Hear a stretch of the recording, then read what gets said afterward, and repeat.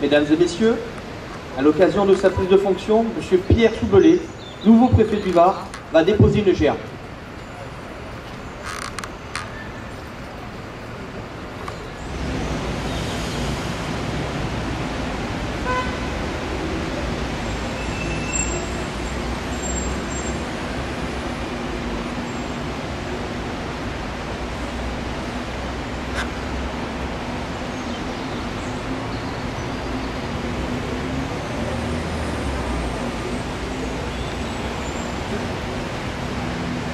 Je n'ai pas prévu de discours de portée générale introductive, donc je vous laisse maintenant, comme vous le souhaitez, me poser des questions. On a vraiment tout le temps et j'y répondrai en fonction de ma connaissance du Var, qui pour l'instant est très limitée.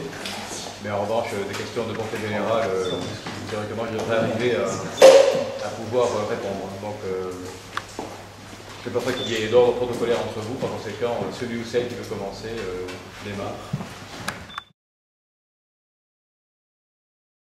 Alors, ce n'est pas une obligation, mais l'échange téléphonique avec le préfet précédent se fait et je l'ai fait avec Laurent Carrel il y a quelques jours, et c'est d'autant plus qu'on se connaît bien tous les deux, on est amis de longue date, on s'est croisés à différentes entreprises, comme souvent les préfets. Donc, en fait, on ne traite pas des dossiers de fond dans ce type de discussion, on traite plutôt des collaborateurs qu'on va rencontrer, de la préfecture, du contexte ambiant. On ne va pas au fond des dossiers, puis à la limite, j'aime autant découvrir les dossiers moi-même et ne pas avoir d'idées préconçues ou de préjugés, par conséquent, me faire une idée à la fois des partenaires, des enjeux et des affaires importantes qu'il y a à traiter.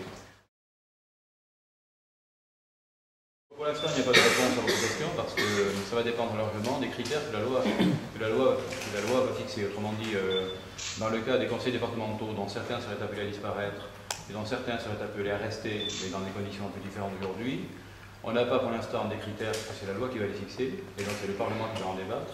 On ne sait pas aujourd'hui quels sont les départements dans lesquels on va conserver un conseil départemental un peu du même type que celui qu'on a aujourd'hui, et quels sont les départements dans lesquels ça va changer diamétralement ou partiellement.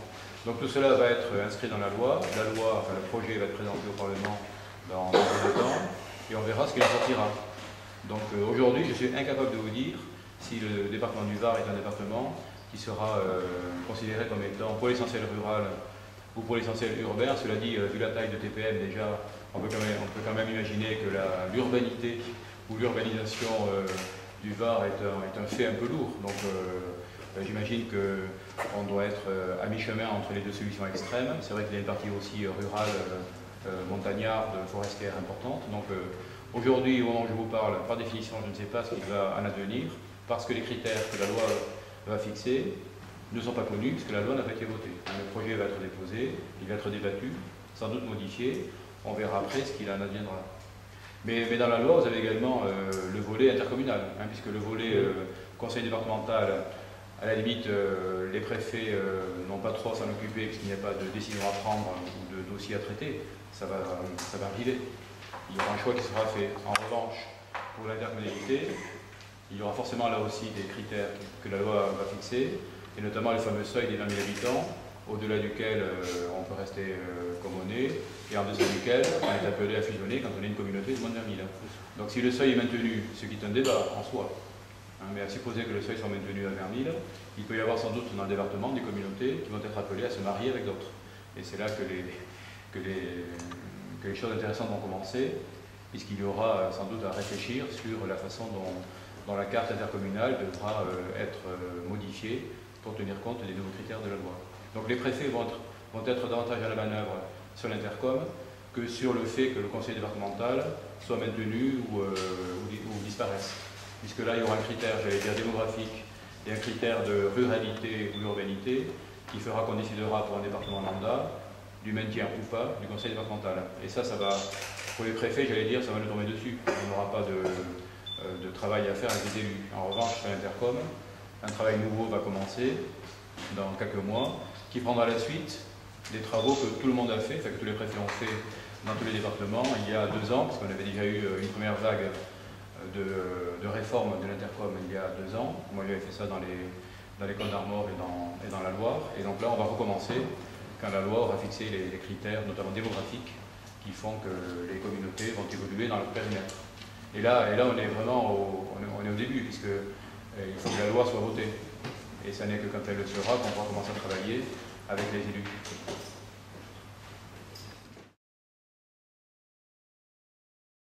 Alors, j'ai eu la chance d'avoir des départements, et notamment le dernier, les Côtes d'Armor, où j'étais auparavant, où les dossiers agricoles et agroalimentaires étaient très importants. Par conséquent, je suis assez investi dans ces dossiers-là, et donc j'attends de voir avec les partenaires du monde agricole, à la fois la Chambre, les syndicats et puis les exploitants, j'attends de voir quels sont les enjeux de l'agriculture varoise. Donc là, encore une fois, c'est un dossier que je vais apprendre à connaître et à découvrir, et je vais effectivement m'occuper de ce dossier dans les meilleurs délais. Donc j'ai un intérêt particulier pour ce type de secteur économique, compte tenu du fait que ça reste un secteur important en général et notamment dans le département. Et vu mon expérience des départements précédents, j'ai l'habitude de travailler avec les partenaires du monde agricole en général sur les sujets de ce type. Donc là aussi, je vais découvrir notamment la viticulture que je n'ai pas croisée, parce qu'en fait, je n'ai pas eu de département, enfin si, un petit peu le Maine-et-Loire quand j'étais sous-préfet, mais ça remonte maintenant à il y a 20 ans. Mais sinon, récemment, je n'ai pas eu de département dans lequel la viticulture soit aussi importante qu'elle est ici. Par conséquent, c'est un milieu économique que je vais découvrir avec intérêt, et j'aurai sans doute des premiers contacts rapidement avec les partenaires sur le sujet. Mais on m'a bien expliqué qu'il y avait du bon vin ici, notamment du rosé. Il y a quelques AOC, donc j'attends avec impatience de commencer à déguster, puisque la dégustation est une des premières approches du dossier. Voilà. D'abord, une approche qui consiste à considérer que c'est un dossier prioritaire, autrement dit. Mais ça vaut un peu pour tous les préfets, notamment dans des départements aussi importants en population et traversés par des axes routiers et autoroutiers aussi nombreux, avec des migrations, notamment touristiques, aussi importantes. Il est clair que les enjeux de sécurité routière sont des enjeux importants dans le département, comme il était dans d'autres départements où je suis passé. Et en plus, si vous voulez, c'est une priorité qu'on donne à tous les préfets, quel que soit le département où ils sont nommés. Il faut faire baisser toujours les chiffres de la mortalité routière. Alors je n'ai pas encore regardé ici comment ça se présente, et si on est en baisse, en hausse ou en stabilité. On est comment, Emmanuel? D'accord. Et donc c'est un sujet que je vais regarder, puisque l'objectif national de baisse continue du nombre de morts sur la route est forcément la résultante des baisses départementales. Donc c'est un sujet pour les préfets toujours important, un sujet difficile.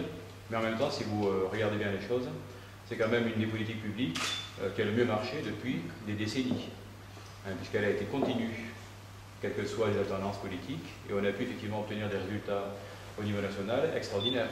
On était, il y a un quart de siècle, à 15 000 morts sur les routes en France. On est maintenant à moins de 3 000. Et il faut effectivement que les efforts départementaux, des préfets, de leurs collaborateurs, de leurs services et de leurs partenaires, continuent à être constant pour que la baisse du nombre de morts sur la route reste un objectif et qu'on atteigne tous les ans un peu mieux. Donc c'est forcément une priorité, j'allais dire pour tout préfet, mais dans un département comme celui-ci, dont j'ai bien constaté qu'il est traversé par des axes importants où de nombreuses personnes circulent, et pas seulement au moment des migrations estivales, c'est forcément un sujet dont j'aurai à m'occuper avec mes collaborateurs.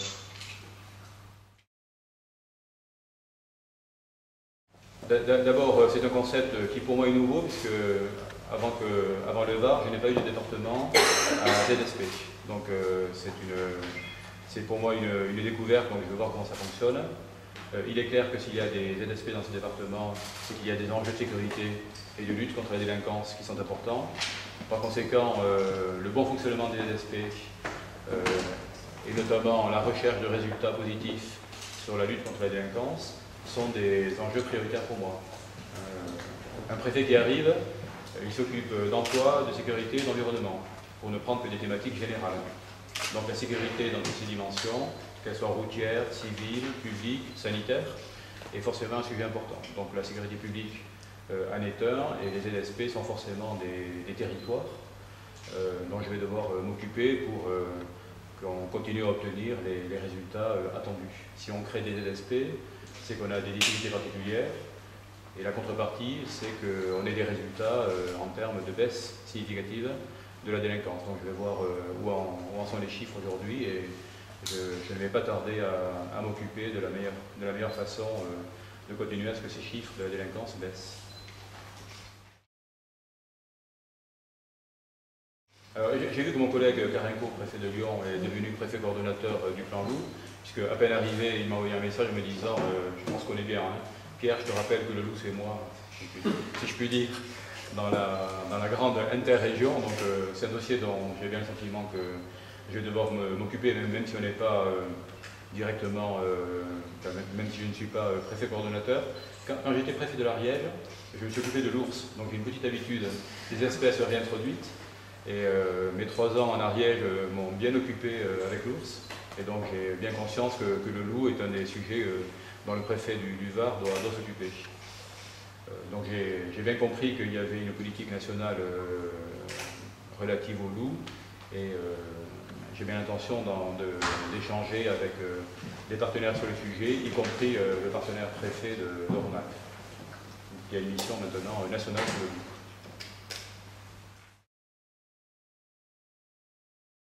Il vaut mieux parler en termes de protection. Autrement dit, si on considère que l'environnement, que notre environnement doit être protégé à la fois pour nous et pour les générations qui vont nous suivre, c'est une politique prioritaire de l'État. Alors elle se traduit après par le traitement de dossiers variables selon les départements où on est affecté. Un point commun qui nous a pas échappé avec les Côtes d'Armor, c'est que j'arrive d'un département littoral où les enjeux littoraux, les enjeux d'urbanisme sur le littoral, les enjeux de construction qu'on peut faire ou qu'on ne peut pas faire, sont des enjeux que j'ai connus, que j'ai pratiqués à la fois dans les Côtes d'Armor et également dans les Landes, où j'ai été préfet il y a quelques années. D'ailleurs, c'est un point commun aussi avec le Var, puisque les Landes, premier département forestier, le Var, deuxième. Voilà, donc de ce point de vue-là, la forêt, je connais un peu, le littoral, je connais un peu, et c'est vrai que les problèmes d'urbanisme, notamment, de ces départements littoraux où le littoral est magnifique, sont des problèmes importants pour un préfet, puisque la loi doit être respectée. Je sais que mon prédécesseur, j'ai encore lu quelques articles juste avant d'arriver, s'en était occupé. Il est clair que le préfet arrivant ne va pas vous dire que la loi ne sera pas appliquée. Donc après on verra la méthode et l'approche des dossiers. Mais il est clair que le littoral, c'est une richesse dans le Var comme ailleurs, on doit le protéger, et par conséquent, on ne peut pas y faire n'importe quoi. Donc je vais me pencher effectivement sur les dossiers d'urbanisme littoral dans ce département, avec les collaborateurs qui connaissent bien les sujets. Et pas seulement le littoral, puisque le reste du Var, on m'a expliqué que c'était très beau, donc je vais découvrir aussi la partie non littorale du Var. Et je sais qu'il y a aussi des enjeux de protection de l'environnement dans ces secteurs non directement littoraux. Donc c'est un sujet important.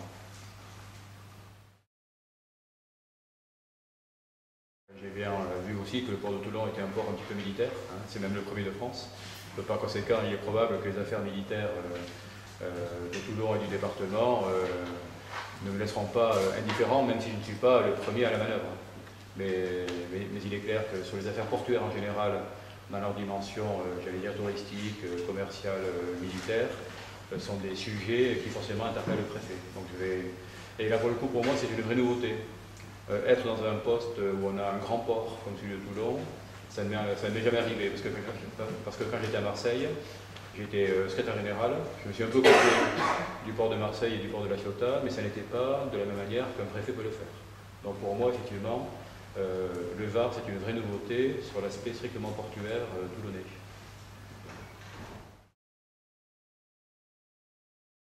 Si vous voulez, en général, c'est 2 à 3 ans.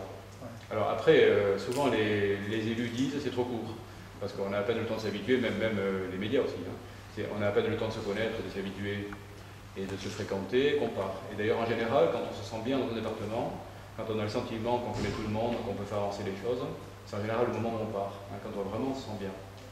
Mais en fait, si on bouge entre tous les 2 à 3 ans, c'est pour conserver la neutralité, qui est indispensable au métier. Parce que malgré tout, quand on reste longtemps, on finit par connaître les gens, on sympathise, et on peut perdre un peu de libre arbitre. Et la qualité majeure d'un préfet, c'est sa neutralité. Et notamment sa capacité à traiter les dossiers d'une façon objective, dépassionnée, neutre, technique. Et ça, on peut d'autant plus le faire qu'on est jeune dans le poste. Si on reste trop longtemps, il y a un risque qui est considéré comme étant un risque théorique par le ministère, qui consiste à penser qu'une durée trop longue peut permettre ou entraîner une diminution de la neutralité. Voilà. Je dis ça en termes généraux. C'est un peu ça la philosophie de la rotation rapide des préfets. Mais je comprends bien que pour ceux qui restent, c'est rapide. Notamment pour les élus ou pour les chefs d'entreprise, ou pour tous les partenaires d'un préfet. C'est vrai qu'un préfet qui reste 2 à 3 ans, ça peut être rapide, parce qu'on a à peine le temps, dans certains cas, de tisser des liens avec lui, et des liens fructueux qui permettent d'avancer sur les dossiers, qu'il s'en va. Donc c'est vrai que c'est une réflexion que j'ai souvent entendue. Mais il n'y a pas de durée idéale. J'ai le sentiment que 2 à 3 ans, c'est bien, parce que cela permet quand même, vu qu'on rentre vite dans le poste, ça permet quand même d'être efficace, je pense, assez vite. Et en même temps, on n'a pas l'inconvénient d'une perte éventuelle de neutralité si on restait trop longtemps. Voilà. Et puis, si vous voulez, il y a quand même un corps électoral, il y a des préfets qu'il faut faire bouger. Il faut bien, c'est comme dans d'autres métiers, il faut bien qu'il y ait une respiration et qu'à un moment, les gens bougent, prennent de nouveaux postes, en progression, etc.